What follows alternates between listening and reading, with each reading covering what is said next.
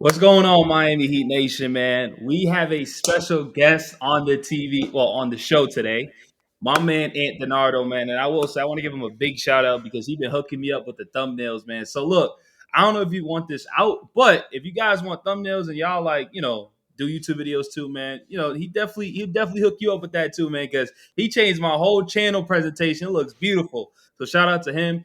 But anyways, we do got a debate coming in, and we've been going back into forth about Tyler Herro during the off season. Now the season's here, 15 games so far. Miami Heat have been up and down, but you know who's not been up and down is Tyler Herro. Tyler Herro has been playing amazing basketball, and you guys know I'm not the biggest Tyler Herro fan, and I think a lot of Heat fans know that. New fans, old fans, whatever the case may be, you probably seen some clips called Trent a Hater, a fake Heat fan. I love all of it. So pretty much we're going to be talking about should Tyler Herro come off the bench or should he stay in the starting lineup? And I'm going to be on the side of he needs to go to the bench and Donardo is going to be kind of represent, well, maybe he needs to continue to keep starting because he is if we don't have him, this team might be 0-82 because we can't rely on Bam Adebayo because I don't know what the hell happened to him.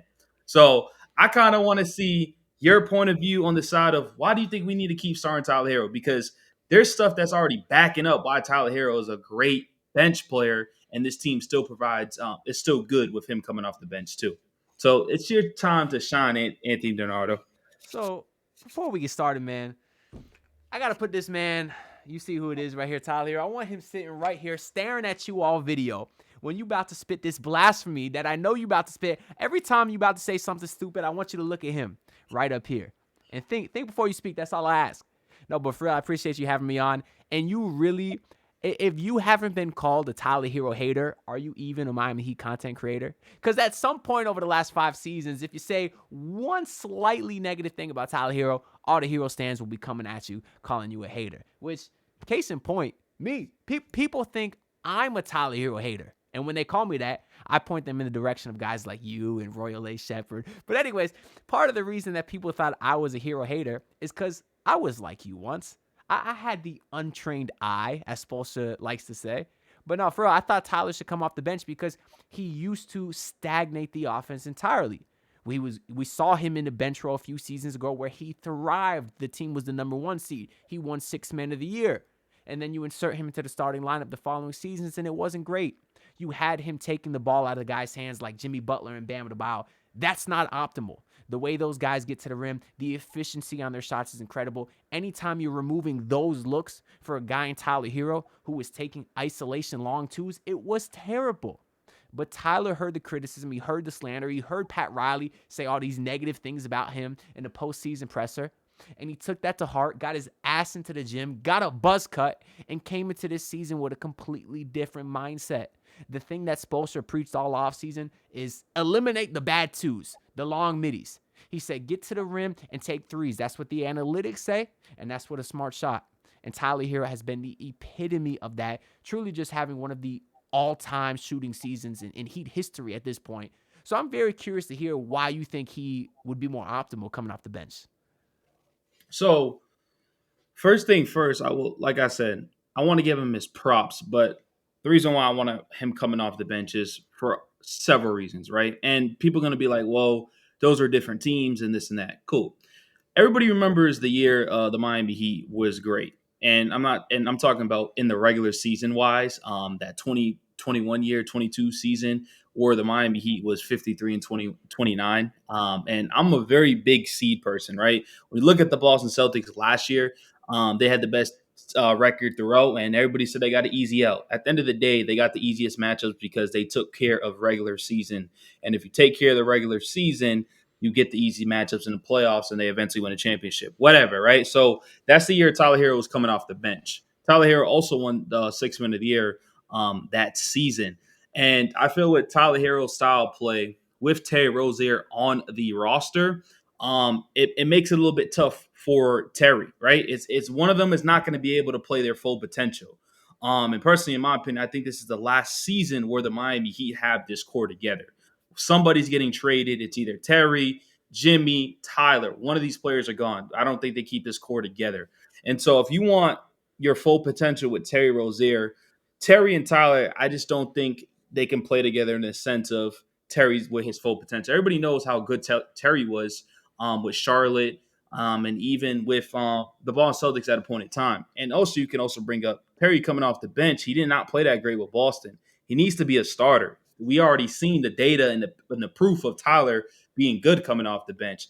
When you have Terry coming, look at the numbers that he has been playing recently. And I know a lot of Heat fans are already trying to give up on him. The last 5 games, and this is not necessarily because of Tyler's fault, but it's him being there and it's taking the ball from him a little bit more, the spacing and stuff like that. So 9 points, 10 points, 7 points, 11 points, and 15 points. But when you look at the plus minus, it's horrible. You look at the field goal percentage, it's horrible. He's not getting much shot attempts. And when he is, he has no rhythm. You know why? Because Tyler Herro is jacking up a bunch of shots. Don't get me wrong. We desperately need it. We do. But if you're going to make a lineup work because you have to, Donardo, what did we trade for Terry Rozier with Kyle Lowry? We You gave up gave draft. up one first round pick and you only had like 2 to begin with. It's a lot. You got to make it work. I agree. You got to find a way to make it work. And so, with the Heat already not having much capital, and with the Heat already not having much trade pieces, what people love saying because people love to want Tyler and all this, right? What a lot of teams look for capital. They said that's fine. You can give me a Chloe. I need first round picks because they want to draft people. So it's mainly looking out for Terry Rozier because he's been struggling so far. And last season we didn't get to see him play. We didn't get to see him play much, right? Because of injuries with Tyler and Terry and stuff like that. So Terry Rozier is a 20 plus point scorer. Guaranteed. He's a good shooter. And ever since he joined the Heat, his numbers drastically dropped, right? 16 points from the season before, 13 points this year. But the season before that, he was averaging 23 points a game. And I think we can still get that Terry Rozier on the Miami Heat, but also get the same production with Tyler Herro coming off the bench. And I'll let you go after this. Tyler Herro can still close. There's nothing wrong with that. Tyler Herro can still take the game winning shots and stuff like that. But it's about what lineups matter the most. You can have a Duncan Robinson out there who has been playing a little bit better with his shot.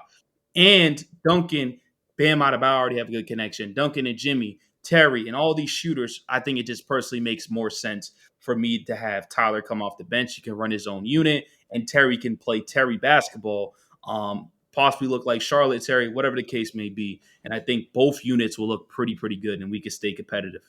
So I get what you're saying, and I want to talk to all the people in the comments real quick that's saying, "Oh, he's stupid. Oh, he disagree." He making some sense. All right, you got to think about both perspectives. What you saying is facts, right? You gave up a lot of assets. I know it was just an expiring first round pick, but as you stated, you barely had anything to begin with. So you do have to make it work with Terry, especially considering you're not going to be able to recoup a first round pick anymore if you trade Terry Rozier. At one point, I thought that would be possible, but the way he's playing right this second, you can't. So you have to make it work. And sliding Tyler to the bench is putting him in a role that we know he can thrive in. That's true. And that's why last season I agreed with you. But the reason that I've done a complete 180 on this topic is really because of the facilitating aspect. Ask me a year ago, I would have said Terry Rozier is 10 times the playmaker that Bam Adebayo is. He was one of the, than Tyler Herro is, because he was one of the best lob throwers in the entire NBA, and I thought his connection in the starting lineup with Bam would go crazy. I really did. But then you come into this season, and I'm not seeing that. I don't know why. I don't know if that's a Spoelstra thing. I don't know if that's a Bam Adebayo thing, but we're not seeing those two connect the way they should. We should be seeing them do 6, 7, 8 at least minimum pick and rolls a game between those two, and we're not seeing it. So instead of seeing the playmaking that Terry showed a little bit in Charlotte, because outside of the 24 points per game, he was getting you 5, 6, 7 assists a night, but we're not seeing that. And on the complete flip side of that, Tyler Herro's looking like a really great playmaker. I know there's a lot of concern about how he'd look once Jimmy returned yesterday, but we saw Jimmy Butler versus what's the game yesterday? Versus the Philly. Versus Philly. Yeah, of course. And what happened? Tyler Herro, he found Jimmy Butler going back door, threw a lob from the 3-point line, a pinpoint lob. We saw Tyler Herro see Jimmy had the mismatch with Philly, with Kyle Lowry on his back. And Tyler Herro did like a full court or like a half court lob to get Jimmy the ball when he had a mismatch. His facilitating has taken a major jump, and at the same time, Terry Rozier is not doing that anymore. So I just feel like the offense would be way too stagnant with Terry out there. And I have the complete or opposite mindset of you, but in the same way that Put Terry on the bench. Put him in that role where now he can kind of be the guy off the bench, be the scorer off the bench. That'll be a role that's a lot more similar to his role in Charlotte where he did thrive. And now you got a bench unit that could really pack a punch with Terry Rozier and Jaime Jaquez, and then put whatever other defenders you want around them, whether it's Haywood Highsmith or Pella Larson or Khalil Ware even, or even Nikola Jovic to help give some size, because obviously Terry Rozier is one of the smaller players out there. And I like that, man. Like a lot of people already come up pretty much saying one of these dudes need to come off the bench, 100%, right? Like it's either Terry or Tyler. Like I don't know, and it's probably none of that's going to happen if we want to be honest, right? I don't think they're going to roll with what they got. But personally, like I said, I like having Terry with a shooter next to him and Duncan Robinson, and he always has a good offensive rating as a starter for the Heat. So about 117, like that's where the Heat's offensive rating is when he's on the starting lineup. And it just sucks because we don't have enough proof to see what Terry can do because we just don't have enough games played. And that's what we really need to see. And that's why I always take approach of the first 20 to 25 games. What can we see? And look what happened. Terry Rozier looks awful, but then again, maybe it's the injury because he's out. He been dealing with that injury. So if the injury comes back, oh no, if he does come back and he's fully healthy and we still see him playing this bad, I think that's when you make those adjustments. Okay, let's put Tyler to the bench because Tyler already came into the season pretty much saying, I'll take any role. I'll take any role you got. I don't care no more about the All Stars. I don't care about how much points. I just want to win. So if you really want to win, Tyler Herro, you'll go to the bench. If you want to you listen to Pat Riley, listen to uh the greatest the Godfather. Let's see what that can do. Now, if the starting lineup is looking bad and it's not looking good, okay, let's put him insert him back in the startup. But what's not why not try things now? Because it's not like we're a great team right now. We need to change stuff up. We need to shuffle things up anyways. We're like you can't keep rolling like this all year because we're gonna be a playing team once again. Straight as that. So why don't we try something different in the last season that, in my opinion, that I think we have all four of these players. And that doesn't mean Tyler's going to get traded, but somebody's gone. It just can't work no more. So let's try some new things, right? And they already kind of started new things with Pallel Larson. He cracked that rotation really really quick as he deserved. But like I said, my final statement is Tyler, Bam, and Jimmy with Terry. The only way we'll win a championship if Bam's looking like Bam Adebayo offensively and defensively. And so far, it looks like Bam's the one that's out of rhythm. It looks like Bam's getting a lot of less shots. It looks like Bam's not being Bam. And so with Terry being inserted in the lineup, there's going to be more shots that need to be taken in that lineup because, Jimmy sometimes can be nonchalant, forcing Bam Adebayo to be that guy. Everybody wants Bam to be that guy, take more shots and stuff like that. Because then we see games where he's taking 5 shots when we're in the fourth quarter. So that it's like Tyler says like if Jimmy's being nonchalant, Bam don't want to shoot, Terry can't shoot, I got to do all the work. So this kind of forces Bam to take that step. Like, yo, we need you to dominate.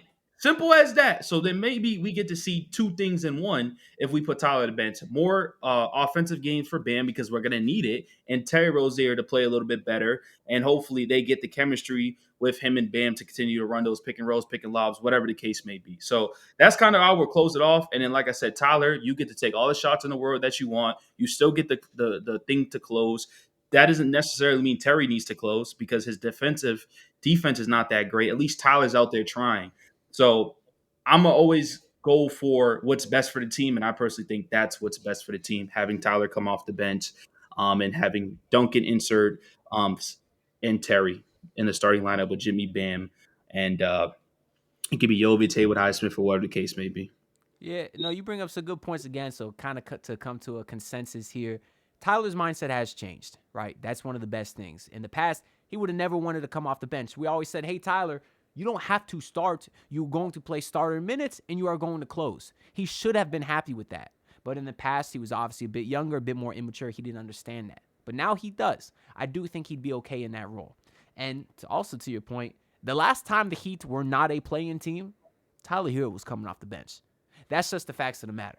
Now, if we're ever going to see this, like you alluded to, Probably not. They obviously traded for Terry Rozier to be a starter on this team. Once they did acquire him, he sat one game off the bench, and then every game after that, he was a starter. But I do think if they were ever going to put him off the bench, they do have an excuse right now because of the foot discomfort injury that he missed the last game with. They can kind of say, hey, we won the last game without you. You got this minor injury. Maybe we could slowly work your way off the bench. And, theoretically, if the Heat keep winning, he probably would stay on the bench the rest of the season. So as far as the likelihood of this happening, I do think they have a small excuse as to not hurt anyone's feelings if Spo wanted to do it. But we'll see when the next game is 5 days from now at the time of this recording versus Dallas Mavericks. And definitely, and like I said, appreciate Anthony Bernardo for coming on the show. I'm pretty sure you guys already know his channel. He's probably the most viewed Heat channel out here. But go check him out if you guys don't. And if you guys enjoy this episode, definitely come back for part 2. That's going to be on his channel, a different debate. And let me know what other creators you guys want me to keep collabing with. Because honestly, this is what's fun to me. Not those other videos I post. I'm gonna be honest with you, to my supporters. I like making videos like this. I'm pretty sure you guys already seen the debate that we just came off. It was just crazy. Go James Kingdom and Ticket. Like everybody was just going back and forth. I love collabing with people. I love having fun. And go Miami Heat. We got to continue to keep stacking up these dubs. And no hate against Tyler Herro. I think he's our best player. It's funny. Let me just say this before I go. Jimmy Butler and Tyler Herro was in the press conference and said, "Who's 1A and who's 1B?" Let me know in the comment sections, in your opinion, for this season, who's your 1A and who's your 1B. Love y'all. Drop a sub, and I'm out.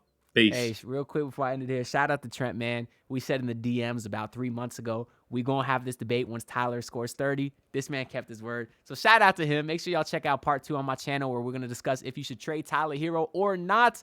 And make sure y'all subscribe to my boy Trent at Miami Heat Network. We good to close it out? We good, man. Peace out, y'all.